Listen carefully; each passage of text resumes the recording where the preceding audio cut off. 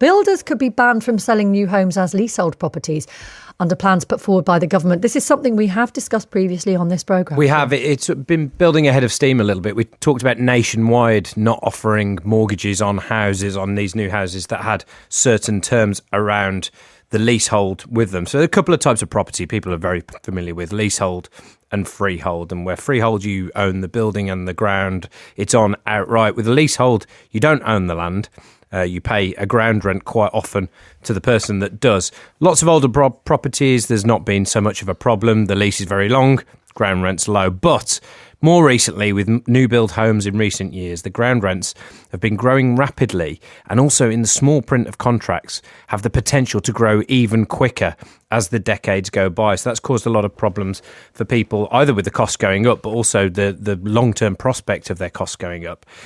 So today, the government is launching an 8-week consultation on proposals to cut some of these unfair abuses, as it calls them, of leaseholds in England only at the moment, which could well lead to a ban. Sebastian O'Kelly is from the Leasehold Knowledge Partnership. It's a charity that's been campaigning on these issues. Sebastian, good morning. Good morning.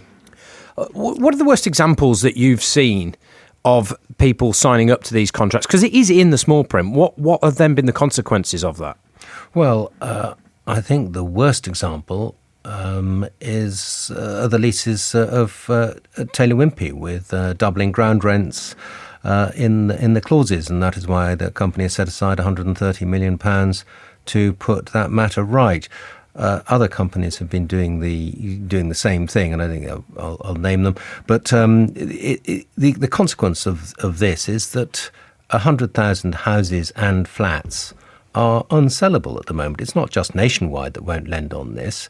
Barclays Bank won't lend on leasehold houses at all. Santander has made a statement saying that it's not going to lend on onerous terms. Yorkshire Building Society has said the same. This is a major scandal, and it's a housing crisis as well. 100,000 people, 100,000 households are affected. Not just houses, by the way. Flats far outnumber the amount of houses involved in this. And when you call it a scandal, when you see that somebody like Taylor Wimpey have accepted there is a problem and they've put aside £130 million to try and sort out that problem, is that, on the face of it, is that enough? Would you say Taylor Wimpey has done enough there? Is that enough money? Well, let's just reel back, understand what they've done. What people thought they were buying homes, and we, the taxpayer, assisted them through the Help to Buy scheme, which gives 20% of the mortgage to home buyers. But the house builders created an investment asset class at the expense of the home buyer, and they then sold this freehold off to anonymous investors, often based offshore, about whom we know nothing. So it's a major issue, this, involving millions of pounds. We're speaking to Sajid Javid a little later in the morning, the community secretary who's bringing in this consultation today. Do you think it's enough? When you see headlines of banning potential leasehold, these rip-off leaseholds, as some of the papers have called them today, going forward, is that enough?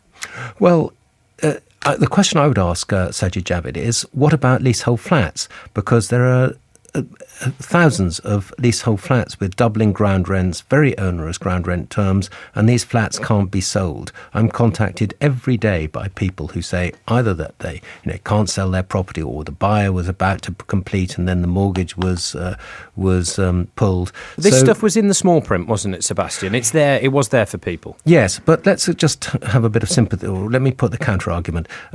The sales process is very slick. You go into the sales marketing suite, the sales staff and all the rest of it.